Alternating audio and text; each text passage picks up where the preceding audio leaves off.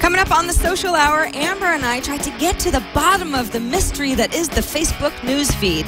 Ashton's rather big Twitter oops, Formspring's new favorites, Mixel, Onesheet, X-rays and underwear, and a lot more on the Social Hour next. Netcasts you love. From people you trust. This is TWiT. Bandwidth for the Social Hour is brought to you by Cashfly at CACHEFLY.com. This is the Social Hour with Sarah Lane and Amber MacArthur. Episode 34, recorded Monday, November 14th, 2011. This episode of the Social Hour is brought to you by Netflix. Watch thousands of TV episodes and movies on your PC, Mac, iPad, iPhone, or TV instantly. All streamed directly to you, saving you time, money, and hassle. For your free 30-day trial, go to netflix.com/twit. And by Ford, featuring Wi-Fi connectivity with available sync and My Ford Touch. Now your car can be a Wi-Fi hotspot. Check it out in the new 2012 Ford Focus and at ford.com/technology. And by Squarespace.com, the fast and easy way to create a high-quality website or blog. For a free trial and 20% off your new account for 6 months, go to squarespace.com and use the offer code SOCIALHOUR11. Hey, everybody, and welcome to another episode of the Social Hour. It is episode 34, and from Petaluma's TWiT World Headquarters in Petaluma, California, I'm Sarah Lane. And I'm Amber MacArthur. I'm back home in my basement, my little studio in the basement in Toronto. So not stuck on a conference floor somewhere, not stuck in an airport or a hotel room. I'm back at home. You're back at home. Always nice. You're in a familiar place. Welcome home.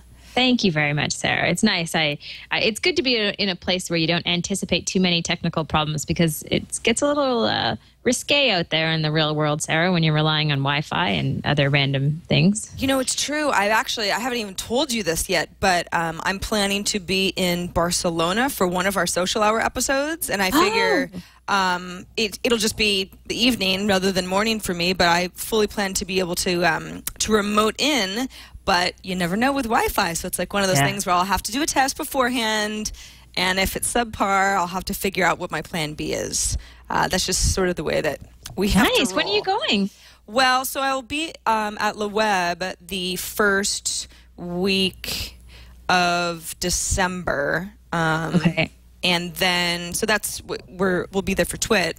Yeah. And then MG and I have just decided to stay a little bit longer. And we thought, well, if we keep heading south, it might keep getting warmer.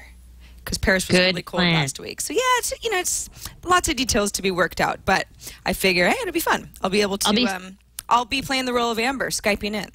And I'll be following you on Trippy. Exactly, on Trippy. Oh, and there's another one called Gogobot now. That we'll have to talk about that on a future show, because I'm just starting to get the hang of it. But there are all sorts of resources right now when you're planning a trip, getting advice from people. Where have you been? Where should I go? It's awesome. It's easier than ever, really, right? It's amazing. You can get so many different reviews and recommendations from people. I do like Trippy a lot. I'm not planning any trips, but I have been following other people's trips, and it's fun just to check out where people are planning on going and see if you can add any value to their planning. Yeah, in fact, Kevin Rose, a friend of the show, went on a trip to Maui recently, and he had asked on Trippy, and it ended up on my Facebook feed, what should I do? And I was actually in Maui earlier this year for the first time, so it's like I feel like I went through the process of figuring out all the best places to go in a limited amount of time, but without a tool like this. So it was fun to see what people were recommending, and if I agreed with them, I'd say, oh, yeah, I really liked that place too, or, I'm not sure if it's really what you're looking for, and so on. But I like that too. Even if I'm not actually going on a trip, it's fun to sort of live vicariously and then get tips for future vacations. Maui is awesome too. I've only been there once, but I absolutely loved it. It's so beautiful. It's a pretty great place. That is for sure. All right, so let's get into our top stories of the week. The first story, it's funny. All weekend, I've had this issue with my Facebook news feed where sometimes you get a cluster of what people are reading via social apps, like the Financial Times, for example, or the Washington Post, or Yahoo News type of a thing. And Facebook will cluster them up at the top of your feed in a helpful way. But what has really bothered me is when then you try to read that article, Facebook tries to install that that news organization's app. And I just don't really like installing apps unless I specifically want to, you know? And it's really been bothering me, and it's weird. Liz Gaines over at All Things D, it's as if she read my mind. She was obviously having kind of the same questions that I did, and she wrote an article that came across my my RSS reader this morning. Why is the Washington Post at the top of my Facebook feed yet again? And her article goes on to explain that she was confused because she kept trying to hide those sorts of posts, which Facebook is supposed to be very good at doing. If you don't want to see something like that at the top of your feed, you can unmark as a top story, you can hide. But what happens is that a lot of these articles, so what you should be able to do, Chad's, for anybody watching the video version of this right now, if you've got a Spotify app, which is showing me what Amber's listening to lately, and I just kind of go, I don't really want to see this in my news feed. It's not really that relevant to me. I can go ahead and hide that stuff in my news feed. Well, why doesn't it work the same way with news? So Liz went ahead and asked the folks at Facebook, and what they told her was, for the most part, what you're looking at is an aggregated news list of what your friends have been reading. And because it's aggregated, which is it's like an algorithmic view that Facebook is putting together, they don't actually give you the opportunity to hide all aggregated news posts at this time. Doesn't mean that they will in the future, but if anyone has been having issues with that, that is part of the reason why. Now, Amber, is this something that you've come across? Because the newsfeed it's a strange and wondrous beast to me. I'm always trying to keep up with what they're changing. Yeah, you know what? It was driving me crazy a few days ago because I kept noticing stories from the Washington Post within my newsfeed. Same thing that you had mentioned. Now, it was a specific article. It was about a plane that had crashed, and it was actually an old news item when that plane crash landed. I believe it was in Poland, which I think is a couple of weeks ago when that actually happened. But it just kind of freaked me out because it appeared that some of the articles that were kind of rising to the top there and that I would see when I checked out my newsfeed were actually, I don't want to say quite old, but in internet time, definitely a little bit old. Right. So it was a little jarring, kind of threw me off somewhat. So I hate the fact that you can't hide them. I've noticed it since, I guess, a few days ago, and I find it really frustrating that there's no way to properly just get rid of that. Because I guess I don't really use Facebook like that, and so I find it a little bit intrusive to just have these articles kind of popping in. I think, and this is something that apparently is new within Facebook, Chad, if you want to actually take my Facebook screen, because I'm logged in right now, you can go ahead and sort by highlighted stories or recent stories. And Amber, what you've probably got enabled is highlighted stories, which is when there's enough activity, those types of stories rise to the top, which is why you're seeing stories that aren't necessarily super new. You can switch to most recent stories, but then you miss out on a little bit of that Facebook trying to give you relevant news up at the top. I mean, it is up to you, but neither of them are perfect, I don't think. Of course, now I'm trying to find a Washington Post link so I can show you how annoying it is. And of course, now there's nothing up at the top because that's the way it works when you do live television. But as I'm looking for it, oh, come on, Washington Post. There were so many of you this morning. I'll find one eventually. Yeah, Facebook is, it's interesting too, because when I was trying to figure out, well, what's the difference between highlighted posts and new posts? It's just a little toggle that I hadn't even played around with at all. And when I went to switch over to recent posts just to see how the content changed, it apparently was a new feature, something that I had never enabled before. I don't know when it was switched live. If this is something that's a well-known thing, it didn't really cross my radar. And it's sort of like at least a part-time job to keep up on what Facebook changes behind the scenes. At least a part-time job. They're always changing different things. It gets a little bit frustrating, I think, when you're trying to navigate through your own news feed and what people are posting there. So hopefully maybe they could just chill out for a while, maybe go on a vacation for a month and just leave things as they are. Although I will say today I was noticing they had made big improvements to their help center within Facebook. So that's an area you can go to manage your privacy, get more information if parents are worried about things like online bullying. So there are some areas where they've definitely improved a lot, but it seems as though they just can't stop tweaking. Yeah. It's endless. Well, and I guess that's sort of the evolution of Facebook is the more tweaking, the better, because okay, here we go. All right, here we go. Ron read 9 articles. This is my friend Ron Golden, who lives in New York. Okay, so here, hopefully he doesn't mind me showing his Facebook page. Okay, so here's what I'm talking about. Lots of Washington Post links. Okay, well, that's fine on its own. He can like whatever he wants. So let's say that I want to read... second quake jolt San Francisco Bay Area. Ooh, yeah, that sounds like something that's relevant to me. So I go ahead and click it thinking I'm about to read this article from the Washington Post, but that's not what I get at all. I get do you want to install the Washington Post social reader? Add it to Facebook, and then you too can read the story. Now, what people don't know, and I didn't realize until I read Liz Gaines' article, is that this actually does not force me to install the app, because what I was doing is at this point I'd say, just never mind, I don't want to read it that badly. But if I go ahead and press cancel on this reader page, it will then take me to the article. So I'm not actually held hostage, but that's really unclear. And that is, yeah, and then you sort of get this like sort of weird redirect. So you get there eventually. You do get to the article that you were looking for, and it's loading really, really slowly. But I feel that it's somewhat manipulative within Facebook, the way that I get there. So that's just my little rant for now. You've got options, but maybe if that was something that was bothering you, it's a little bit clearer why things are happening the way that they're happening. You're not alone, basically. That's what we're here to tell you. You're not alone. We are also experiencing this. Now, Sarah, one story that has been making headlines everywhere in the social media world is about Ashton Kutcher saying that he would no longer be tweeting because of a tweet he sent out last week. This story keeps getting more interesting all the time. It does, and I feel it's like it's so uncomfortable that I'm always reluctant to talk about these sorts of stories, because I think that, so if for whatever reason you are totally unfamiliar with what we're talking about, there is quite a scandal going on from within Penn State right now. We don't have to get into all of the details of that. But in essence, Ashton Kutcher, having been a fan of Penn State coach Joe Paterno, had tweeted out something in his defense that was regarding his termination. Basically said, why would they fire this guy? He's great.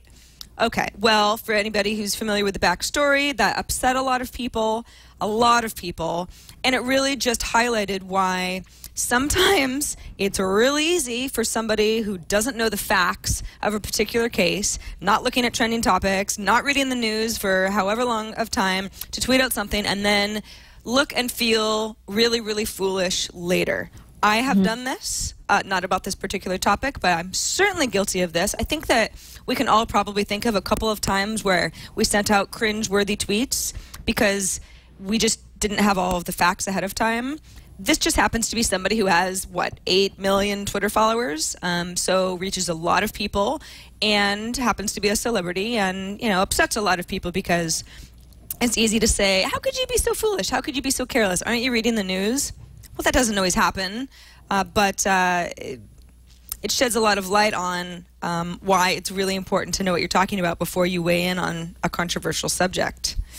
Yeah, and I think stories like this happen fairly regularly when people are sort of walking around with their mobile phones. They're not sitting at a computer, because I think the tendency is when you're sitting at a computer, and I know I've done this, if I'm about to tweet something that may be slightly controversial, I really love to know the whole story. So I'll go on my computer, open up a browser, and search around for more details. But there is a tendency when you're walking around with your mobile phone, which seems like this is what happened with Ashton Kutcher. He saw the headline on a TV that was in a restaurant or a storefront, and he tweeted just spontaneously instantaneously. And we all know that tends to get people into trouble, like you said, if they don't actually read more about it. Now, the interesting follow-up to this story is that Ashton Kutcher admitted that he had made a mistake, and he posted this apology. And he also said he was going to be taking a break from Twitter for a while and handing over the account to his manager.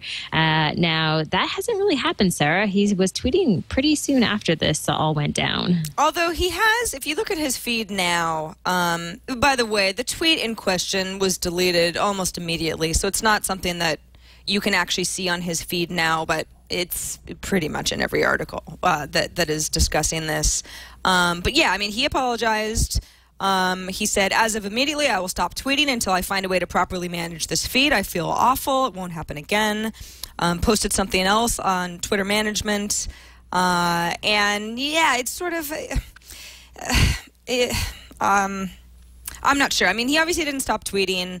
The word about whether or not PR machines should be handling social networks for people who have this much reach is also controversial. I mean, some of us, I'm in the position that no, that really should never happen. Not for an individual, maybe for a company, but I certainly wouldn't have an assistant doing anything in my personal voice. But maybe he doesn't feel like that's safe enough. It's a tough situation, and you know, hey, this is a mistake. I think he's really sincere about feeling bad about it. I think, you know, sometimes I remember during the horrible earthquake and then tsunami in Japan that happened earlier this year. I mean, I was glued to Twitter with everyone else. And every once in a while, somebody would come through my news feed and say something that was like, just had nothing to do with any of this. And you think, where have they been? What are they doing? But you figure sometimes people are mobile, or they just got off a plane, or there's all sorts of reasons where you can seem like you're pretty clueless, but it's not coming from a bad place.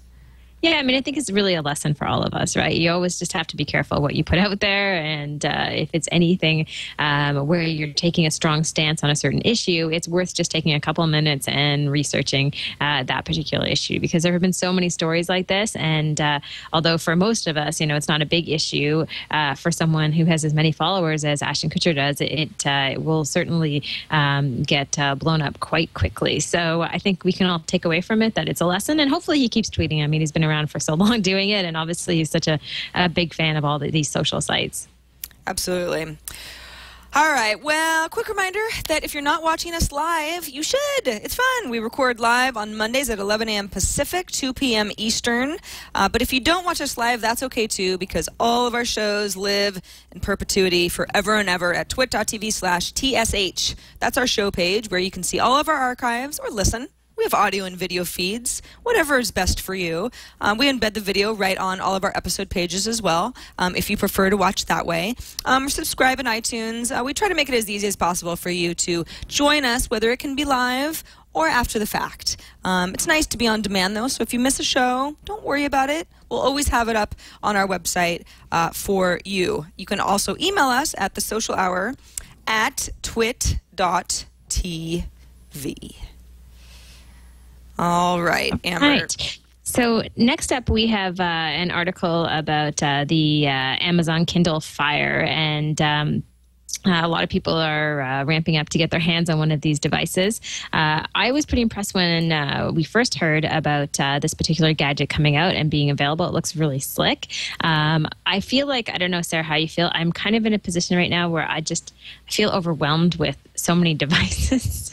I think that's why I tend to lean towards social media and apps, because it's not so many things that I'm sort of feeling pressure to buy. Yeah, okay, so obviously I do a show about iPads. So I love my iPad. I spend a lot of time with the ecosystem. That said, I'm certainly interested in a worthy competitor to a tablet experience that I really like. And the Kindle Fire has gotten so much buzz. People have really been, hoping that it would finally be the competitor to end all competitors. What's kind of interesting is it ended up shipping a day early. So a lot of people have gone forward with their reviews. There was a particularly lengthy one over at Engadget by Tim Stevens, which he was really honest about it. I mean, his whole thing was, and people have been. Some people are really disappointed with the Kindle Fire. Some people are not. I felt like it was somewhat squarely in the middle of the camp, saying it's not an iPad competitor, but it's also a lot cheaper, and it reflects that. And it's more of a, obviously, reading consumption device. There are good things about it. There are less good things about it.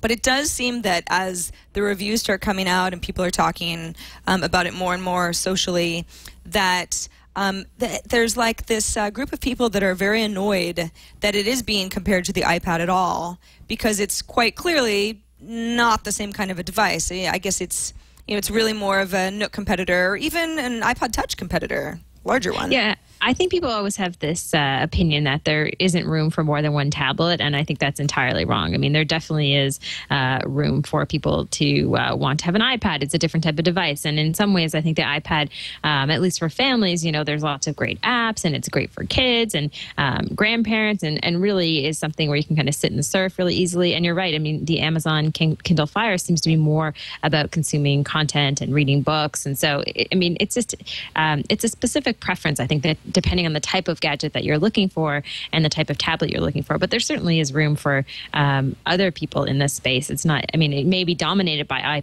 the iPad, but not necessarily exclusive for the iPad.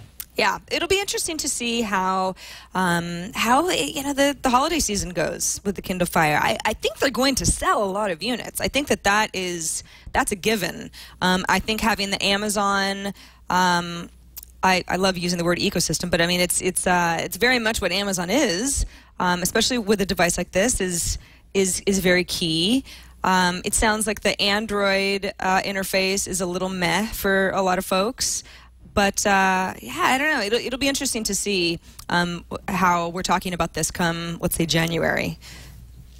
I was a little concerned. I read an article, I think it was somewhere today, where it had said that it's costing Amazon more to make the device than we're actually paying for it. Yeah, in fact, some estimates are as high as losing $10 on each device. We don't know for sure if those numbers are correct. It sounds like they are losing money, though, and that's something that on the surface can seem like, why would they do that? That's so foolish. But then again, think of how much Amazon might make in sales. If you lose $10 on a device, but then I end up buying however many, items from Amazon based on the fact that I now have a Kindle Fire. Well, there you go, right there. Not to mention subsidies. Huge opportunity for them. So it's going to be fun to watch the growth there and see what happens. Like you said, after the holidays, for the first few months, we'll be able to kind of tell if this device is going to be around for a while.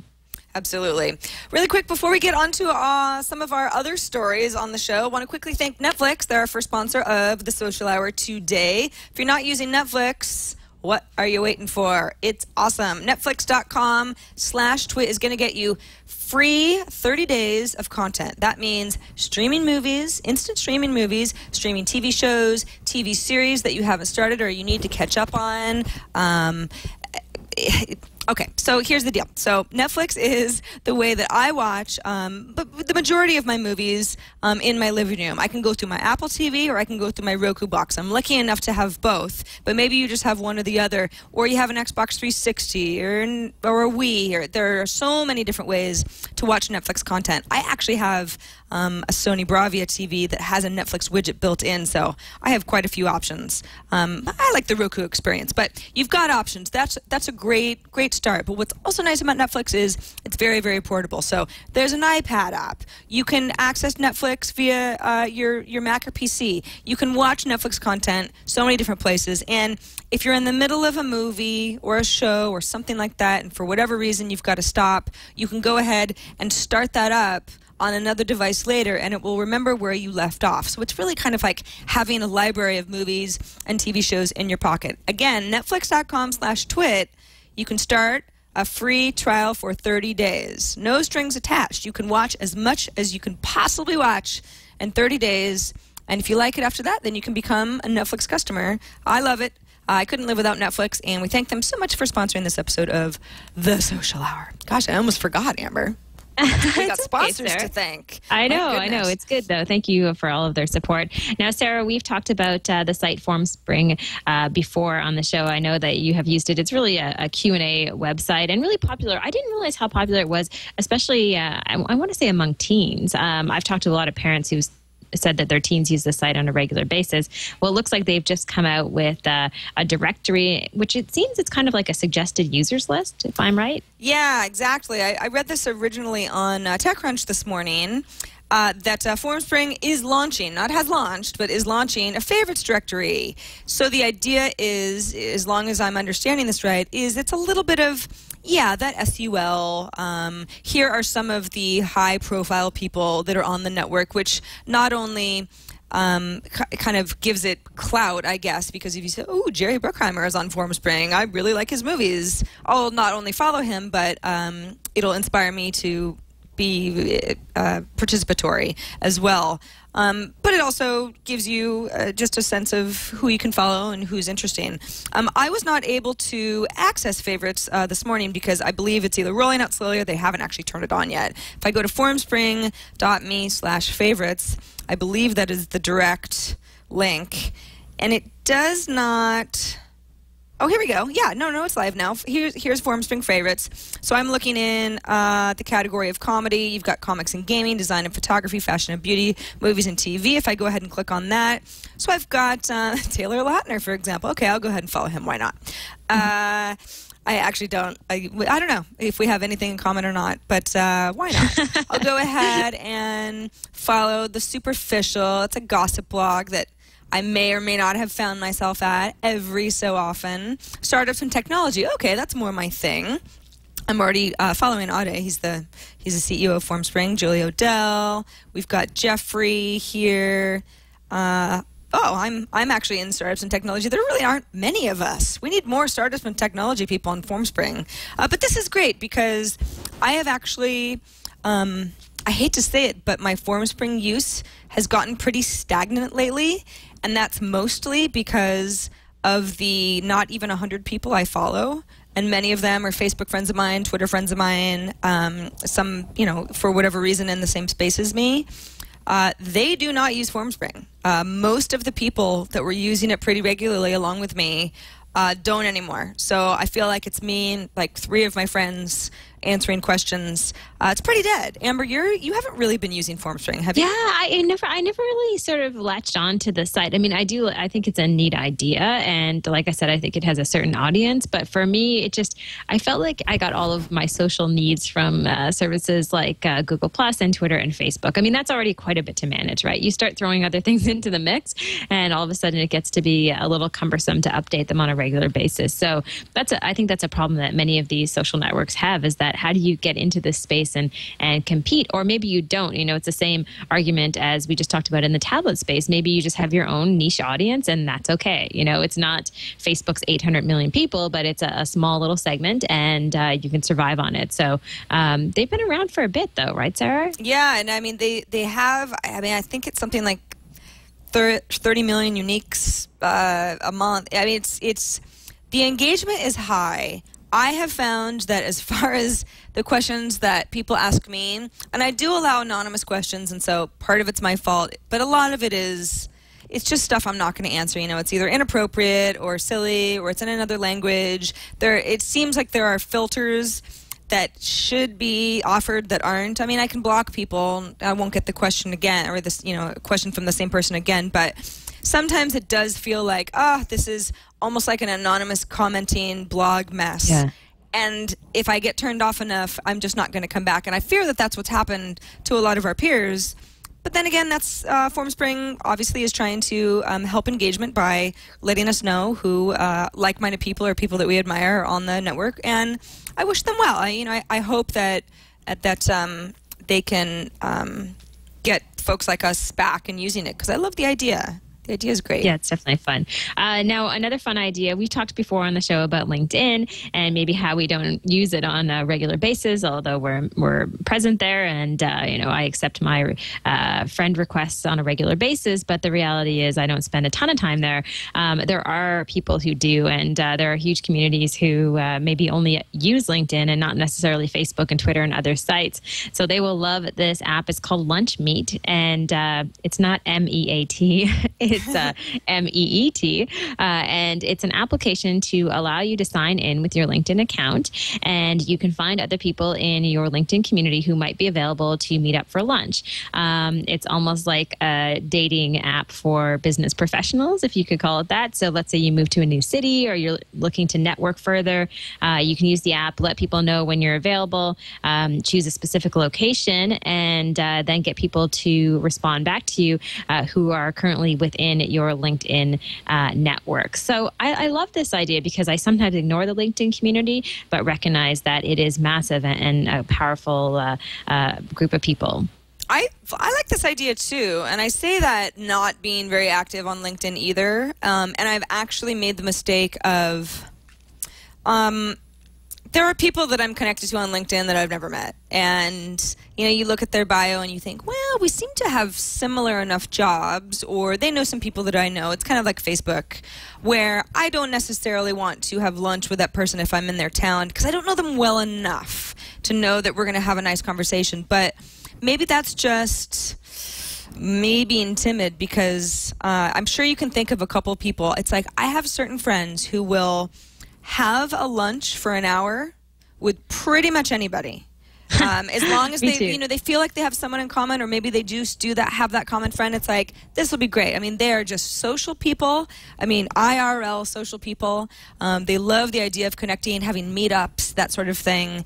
So I think that something like Lunchmeet could really take off. You just have to be friendly and want to have a potentially, I guess, awkward lunch.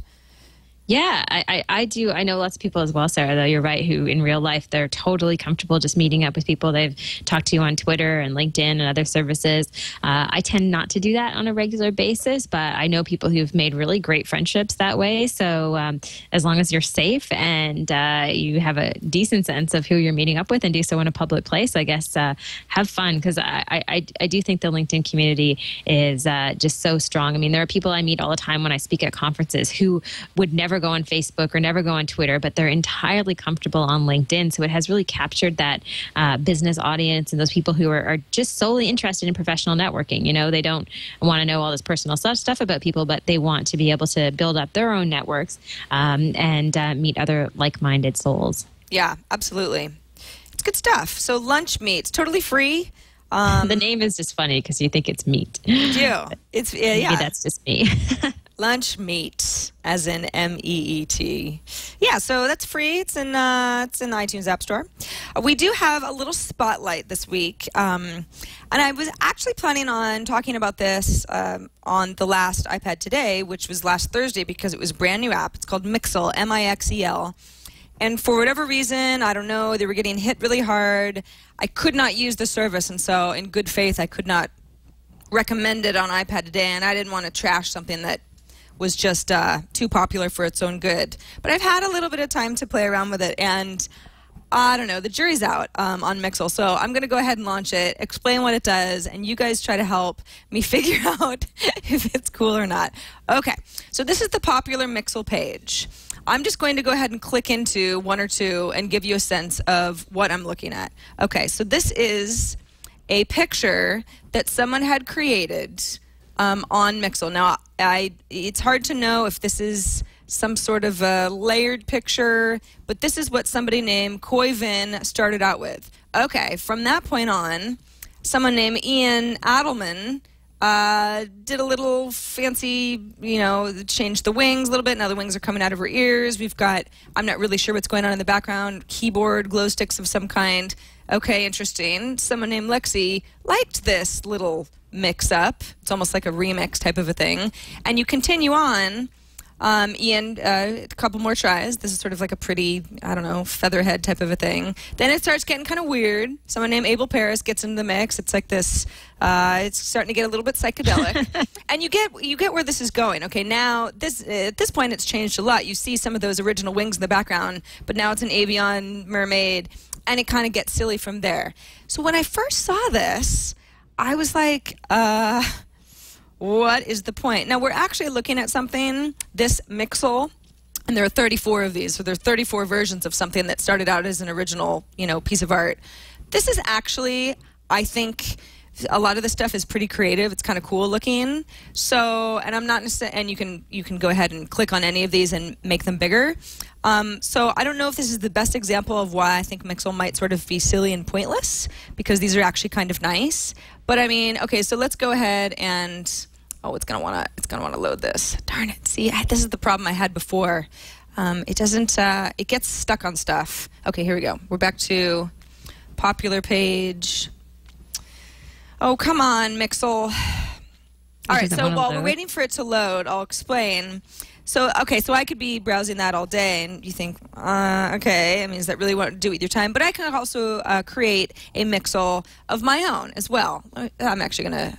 See, this is the problem. I feel like I have had to hard restart this more than once. So I'll go ahead and, for the purposes of show and tell, I will. So let's go to my Mixels. So these are Mixels that I can create myself based on any photo that I either have on my iPad. You can pull in from Facebook. By the way, you do need to log on with Facebook to even get started with Mixel, and that's bothered people. If you look in the app reviews, yeah, a lot of people don't like that, in iTunes, yeah, people get really turned off by that if they only have one choice. But I created this really stupid Mixel, which is a picture of. Well, it's a picture of MG and I when we were on our computers, and then I, gave us like these really ugly, scary faces type of a thing. No one has said anything about my Mixel, so whatever. But the idea is that all of these entities are separate. So when I save something and I push it public, now you, Amber, could have any of these three elements to work with however you choose. So I'm pretty much giving up the rights. It's almost like a very creative / bizarre Creative Commons situation here. It reminds me of being in Photoshop. You have all the different layers and you can do all these different things, but allowing people access to all of those different parts, right? Yeah. It's interesting. I don't know. I don't know how I feel about it. I mean, some of the art I think, that's kind of cool. Yeah, cool. But what are we all going to do with this stuff? I mean, I guess if I don't know, I wanted to make this like my Twitter background page, I'd be glad that somebody went through the trouble, or I could share it with somebody else if I really thought that they'd get a kick out of it. You've got Facebook, Twitter, Tumblr, email, Safari, or Save to Photos just right here. I'd go ahead and save that to Photos. Maybe I'll make that my my iPad background. Sure, okay. But I'm a little bit at a loss as to who is going to go back to Mixel on a daily basis and be, like a power user. Sarah, I don't think you should say that because if you think back to when Twitter launched or YouTube, I remember people having conversations like, why would anyone do this? You just never know, right? But yeah, that's my gut reaction is why would anyone spend time to do this? But I guess it's kind of neat as far as the collaboration and people coming together and creating these quirky pieces of art. Like, would people actually buy them? I don't know. I don't know either. I do know Mixel. It's if you want to know more about the service, it's mixel.cc is their website, and it is free. It's an iPad app. I don't think it would work very well on much smaller of a screen than an iPad anyway. And it's interesting. I'm not sure what to think, but there's a very good chance that what I showed off really appeals to you, and you love the idea. And if that's you, then go ahead and download it, play around, send us some cool... Send us your Mixels. Yeah, send us your Mixels. Send us your Mixels and let us know, and we can judge them. We can rate them. Although I don't know how you do that. Yeah, we can. We can have a Mixel off. That's a good idea. Yeah. Send us your Mixels, and we'll tell you how talented you are. But don't use our photos, friends. No? Well, no, that would be funny, actually. Try to just keep in mind we're very fragile people. Exactly. Don't make us look Maybe too use awful. Leo's. Yeah, exactly. Use Leo's. He'll love it. I think I should mention, I mentioned Gogobot at the beginning of the show as sort of a Trippy competitor. And we've obviously talked about Trippy on the show before. We had the founder on, about a month ago or so now. And because I'm planning a trip to Europe in less than a month now, I just thought I would mention Gogobot as another sort of travel advice player in the space. And what is kind of cool about Gogobot is it does seem to, and I just hooked it up to my Foursquare account, but it does seem to integrate nicely with where you have geolocated yourself. So not only is it, hey, MG actually already asked, I'm heading to Barcelona for a week in December for the first time. There's 46 responses from people who have tips. Hey, go here, don't go here. I liked this restaurant, so on and so forth. But let's say that I ended up in Barcelona and I'm checking in on Foursquare, for example, or in Facebook Places to a variety of tapas restaurants.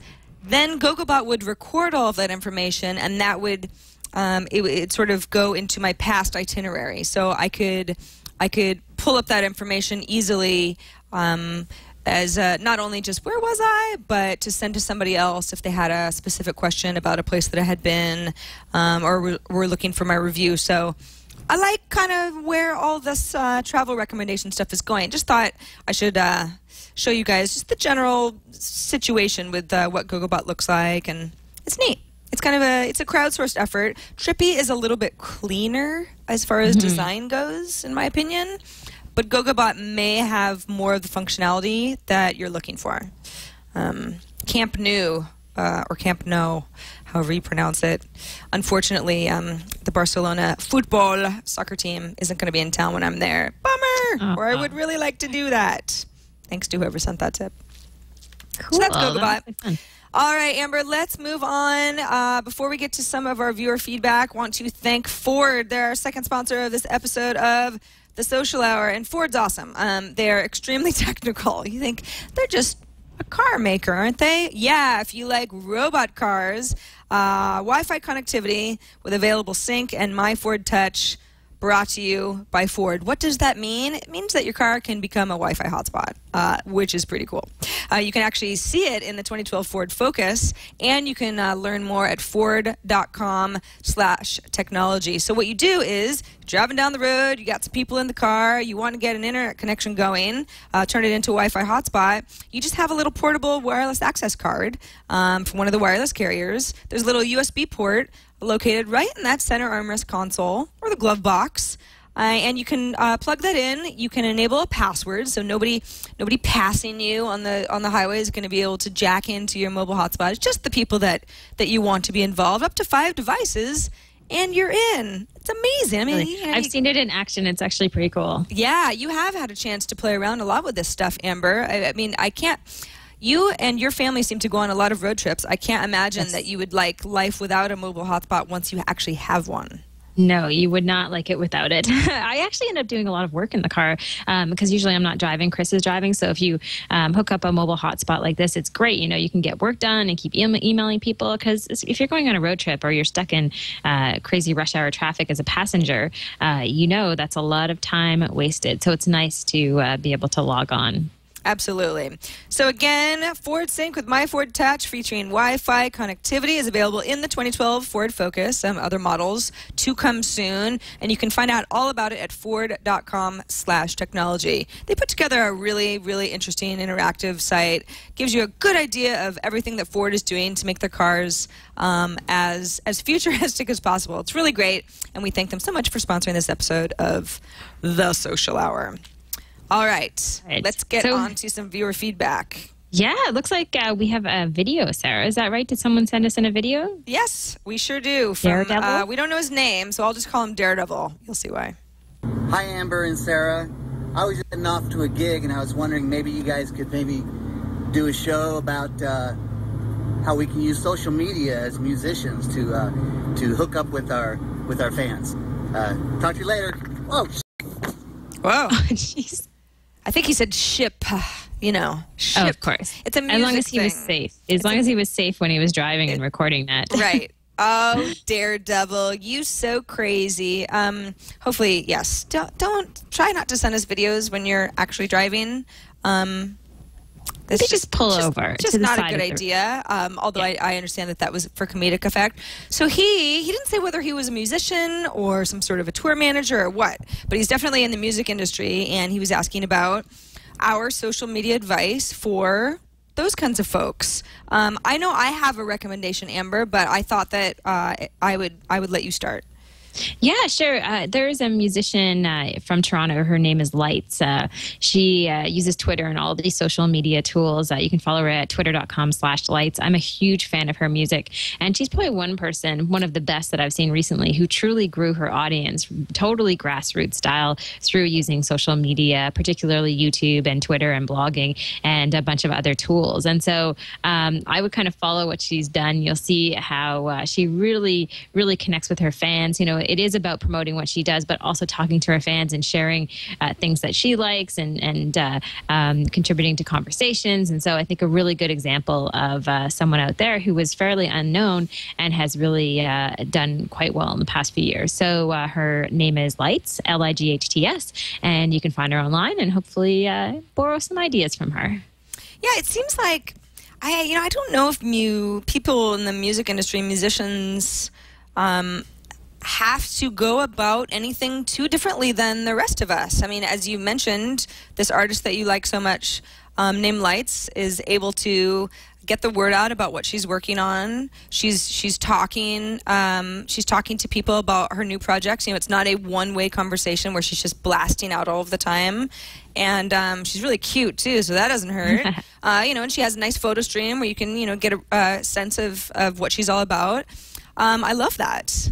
It's kind of what you have to do. I don't think you have a choice anymore. Yeah, I mean, I think you're right, Sarah. It's really not any different than any other person who's trying to promote their brand and trying to promote what they do. It's all about connecting with people, having conversations with people, sharing with people, and just, finding the right people who are within your community or expanding your community. And if you're persistent and you're good at what you do, I think, within, a certain number of months, you'll be able to actually see your fan base grow. So just keep at it and don't quit. Don't be a quitter.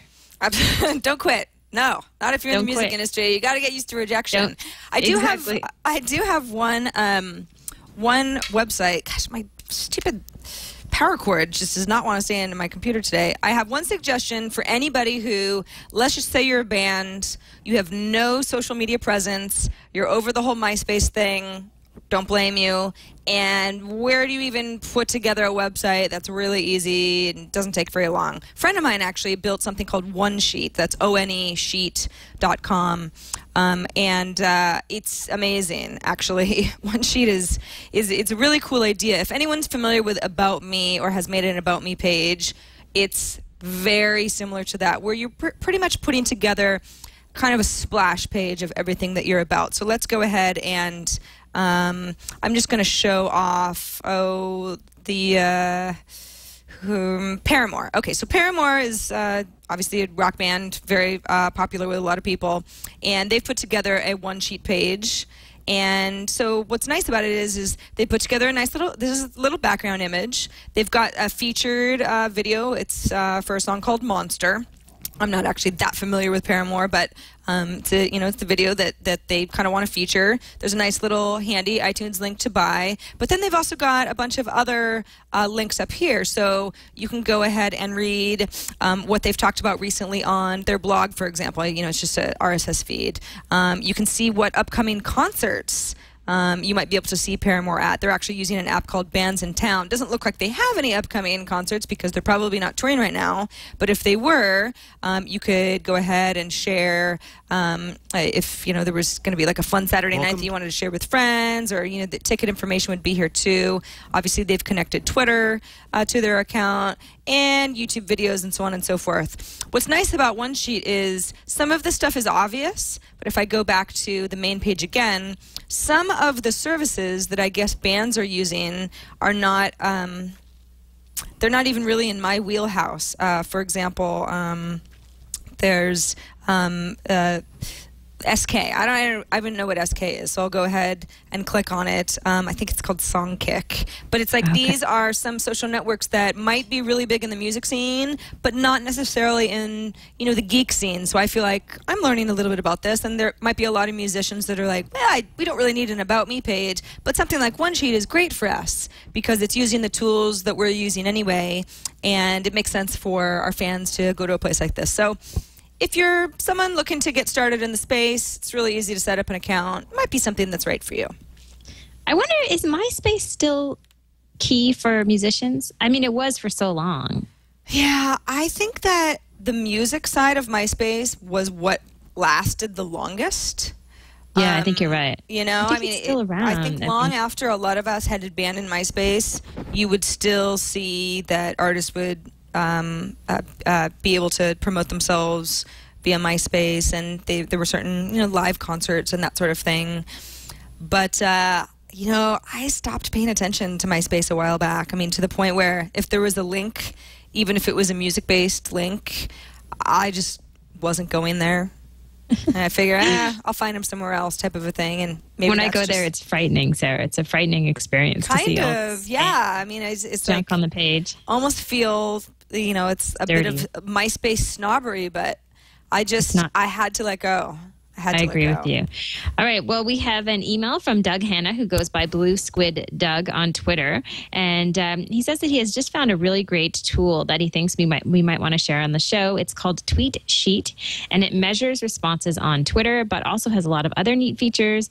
It's available at visify.com. Sarah, are you using this? Yeah, I am. And at first, I was like, "Wait, you sent us a service that is actually in private beta." I was able to get in just fine, so maybe they just haven't updated their homepage. But it's Visify, VIZIFY.com/tweetsheet. And what I did is I had to give it permission to access my Twitter data. It says, we don't store your password, that sort of thing. So if you're comfortable enough with allowing a third-party service like this to pull from Twitter's API, you get something that is actually kind of cool. Not only is it sort of a nice design here, but it gives me some pretty basic but interesting stats on my tweets. So, for example, we're now in November, and it gives me a sense that, well, in the month of November, and November isn't over yet, but I'm tweeting a lot less than I was in, let's say, September. September, I sent 177 tweets. Of those tweets, 36 got a response. That's the little green area up at the top here. And I've I don't know. I need to get going here. Of my 79 or my 88 tweets, my 88 tweets total of this month, very small amount of those got any response at all. Although I think that they're counting at replies in there, so that's sometimes you're not going to get a response to something you at reply because you yourself are responding. That also counts for retweets too. But then if you go ahead and scroll down a little bit, I actually thought this is kind of funny. It's easy enough to see who's retweeted your post, especially since Twitter activated the activity tab last week. We probably should talk about that too at some point. I'm still kind of getting used to how that works. But before that, you could see who had retweeted your tweets, but it was a little bit cumbersome. This is kind of nice. It looks like my most retweeted tweet ever was me complaining at an airport bar that the bartender didn't want to serve me the kind of beer that I wanted. He suggested Bud Light instead, and my feathers got all ruffled about that. It got 99 retweets. I had totally forgotten I ever sent that. That was like over a year ago. So I got a kind of a chuckle out of that.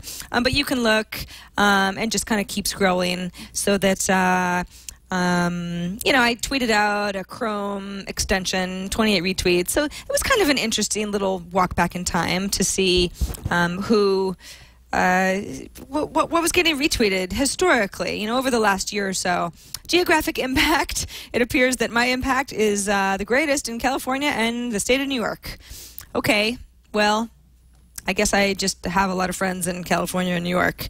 And then best followers, you're actually on there, Amber, because you've mentioned me 8 times. And that's, again, I think you've mentioned me more than 8 times, so it must be within a certain period. But a few other people, some that I know, some that I don't know. Virgil, who's one of our chat room regulars, he's in there. As is Twit Live, but then Space Guy 1, Rob, I don't know you, but thank you for being one of my best followers. So it just gives you a sense of who is mentioning you and why and retweeting you and that sort of thing. Then there's also favorite themes, which is a little bit silly because it looks like one of the themes I talk about all the time is Shabu, but that's probably because I went to Shabu Shabu last Friday, so I said Shabu twice in one tweet. I really don't talk about it very often. So this is, it's fun though. I like it. Yeah, you might log in once or twice, look at some stats, get a little information, feel like you know a little bit more about your reach and who's following you, and it's easy peasy. So again, that's at visify.com/tweetsheet. I actually signed up, and when we were talking, it only took literally like 30 seconds to work. So it's super fast and kind of slick, and I think it just gives you, like you said, just a sense of kind of what's effective in terms of what you're sending out. So you can do more of that and less of other stuff. Yeah, I think also, getting retweeted 100+ times is not really a goal of mine.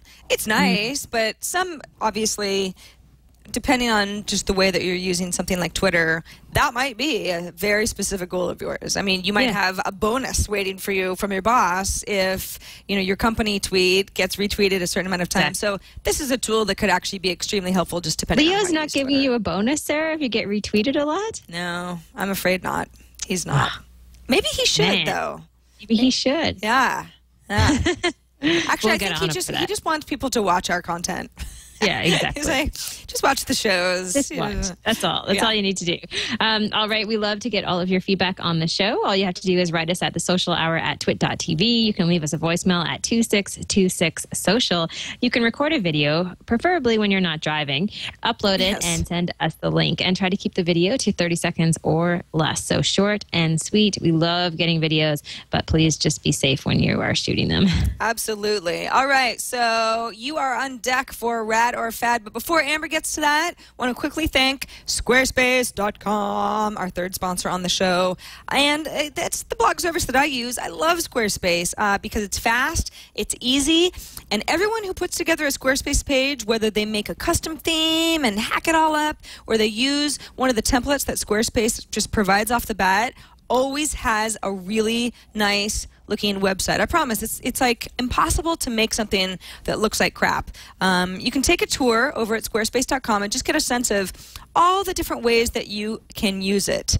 You've got nice widgets where you can import a lot of data. I've actually really not been blogging so much lately, but I'm active on all sorts of other social networks like Flickr and Twitter, just to name a couple, where those are getting constantly updated on my Squarespace blog, so I don't feel like I'm just leaving it stagnant. So there's a blog module, includes import and export support for WordPress, Blogger, movable type, typepad. So if you've spent a lot of time building up a presence somewhere else and you think Squarespace sounds great, but I'm just not going to start over, don't worry. That import tool, and again, export tool too, which is really nice of them, it helps sort of ease your mind about trying something different. Form Builder, you can collect email addresses and other information for site visitors. I've put together a nice contact page on my blog so that you don't even necessarily need to know my email address. You can just write in a little form and contact me, and I get that forwarded to the email address of my choice.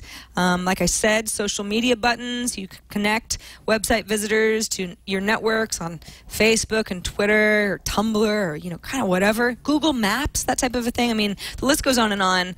If you search through the examples area of Squarespace, you get a really good sense of who's building what kinds of blogs. Video podcasts, that's a really nice module that Squarespace provides. Writers, photographers, people selling really cool things that they made on Etsy. The list goes on and on. It is truly a blog or a personal website for just about everybody. That's at squarespace.com. And there is actually a special code, our special offer code, which is SocialHour11. All one word, SocialHour11 will give you 20% off for 6 months. That's a better offer than we've ever had on the show before. So that's awesome. Yeah, that's a great deal. So if you were dragging your feet for whatever reason, drag no more. SocialHour11, get that 20% off for 6 months over at squarespace.com. And thanks so much for their support of our little show. All right, Amber, time for your Rad or Fad. Okay, I have to warn you, if you are driving and you're listening to the show, please be cautious. Don't get too excited. This is a new augmented reality app, and it's from a company called Moosejaw, which I've never heard of before. It turns out they're an outerwear retailer. They've developed an app for the iPhone, iPad, and Android devices that will allow you to see through clothing, so you can see models in, they're not naked, in bras and, just in various stages of almost nakedness. So the app is causing quite a buzz, as I'm sure you can imagine, because with augmented realities apps like this, the thought that you can take up your phone and use the camera and actually view their catalog and see what's underneath their outerwear is kind of an innovative idea, I suppose. I mean, are they selling undergarments, or is...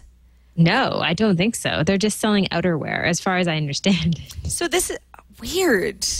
Weird. I mean, even though this is kind of silly,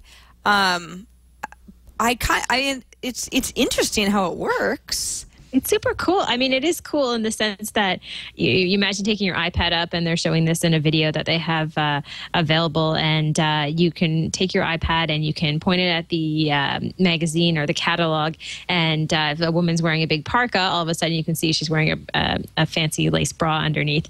It's very gimmicky, I think, Sarah, and it's a unique use of the technology, and clearly is going to get them a lot of buzz, I think. But I think it's kind of cool, but I think it's a fad. I don't know how sustainable this is. I mean, are you going to, you're not really promoting lingerie. So I don't know. It seems like it's a one-off thing. That's my impression. I think, my first reaction is that's kind of cool. How could we use this for something that's useful? Yeah. I mean, it's almost like this is a case study. Look, it works. And you say, okay, that's great. So if they're not selling lingerie, there's really no point. I mean, how many pages are you really going to flip through and do this before you're like, okay, I want to go do something else now? I like the idea, but I'm not sure how many, especially print catalogs. I don't even want print catalogs anymore, because everything I can get online now. How many companies are really going to take advantage of something like this, besides just that original gimmick, people will be talking about it for a couple of days type of thing? But I should say that I don't think that Sarah and I are the target demographic. I'm just going out on a limb here. You'd be very right. Yes, if there are men out there who think this is really cool, I would love to know. So you can let us know in all the ways we just mentioned on the show, because I'm curious, and I haven't asked Chris this or any other guy that I've talked to today, but I'd love to ask them, are they going to rush out and want to get their hands on this just because they think it's cool? I don't know. But like I said, maybe Sarah and I aren't the best judges on this particular rad or fad item. Very possible. I did notice that they had some male models in the catalog. We hovered over one in the video that we showed, and he was in, I don't know, boxers and some suspenders. That didn't really do anything for me either. I just thought, okay, that's what you're wearing underneath your clothes, whatever. So I don't know. Maybe we're immune to how amazing this is. So if you're watching or listening and you think, well, if you're listening, you're probably really confused. But maybe if you're we're watching, just boring, Sarah. Maybe we're just maybe yeah. Who knows? But I think there could be some feedback coming our way about this particular augmented reality app. If you can think of a case where this technology could be used for something of interest to the social community, the geek community, or anything in between, let us know. Because right now, all we've got is underwear, and we're just, I'm going to say fad. I'm going to say fad, too. It's a fad that will probably get a lot of attention. It's a good fad if you're into marketing. Right. Or undies. Or underwear, lingerie. And now we have the weirdest segue. And well, maybe not. Maybe not, actually. So we do have a closing video. We don't actually do videos to close out our show every week, but it's always fun when we do. This is something that Amber picked. But so I guess, Amber, we'll say goodbye now and play ourselves out. Yeah, and, sure. We're pretty much at the end of the hour, so this worked out pretty well. Worked out well. Do you want me to give a little tease to the video, or yes, should we just run it? So this video is called Clinton Foundation Celebrity Division in honor of the 10th anniversary of the Clinton Foundation, which of course is from Bill Clinton. This is his group that does a lot of great things in the world. This video was created with a bunch of celebrities who are trying to figure out a way to contribute to come up with a new campaign idea for the Clinton Foundation. So everyone from Kevin Spacey to Ben Stiller, and the list goes on, actually graced this video, and it's a few minutes long, but hopefully we can just show a quick clip. Absolutely. So with that, before we get into our video, that's it for this episode of The Social Hour. Remember, we are live on Monday mornings, my time, afternoons, Amber's time, 2 p.m. Eastern, 11 a.m. Pacific. If you miss any show, don't worry. Just hit us up at our website, twit.tv/TSH, where all of our episode archives live. And, of course, you can find us on iTunes or even YouTube. We put all our videos up on YouTube as well, if that's the way that you like to watch. I'm Sarah Lane. And I'm Amber MacArthur, and we'll see you next week. See you guys. All right, come on. Guys, it's been 2 hours. We don't have anything. President Clinton called on us to use our celebrity creativity to brainstorm new initiatives to help his foundation do even more good in the next 10 years. He's going to be calling any second now. Yes. First of all, thanks for calling on me. It's been a while. I have 3 words. Global Breathing Initiative. Global Breathing Initiative. Keep talking. Okay, well, we all know that the foundation has retrofitted buildings all over the world to reduce carbon emissions, but what about the people inside the building? So you're saying, what are you saying? Every time we exhale, we release carbons into the atmosphere, right? So what if everyone in the world holds their breath for 1 minute every day? I know they say there are no bad ideas in brainstorming, but that's a horrible idea. Is it? Please don't say anything like that again.